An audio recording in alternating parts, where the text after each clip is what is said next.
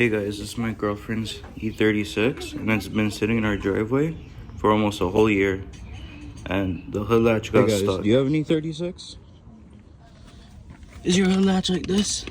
All you want to do is grab a flathead screwdriver, so between the driver's side headlight and the corner light, and slowly pry it back.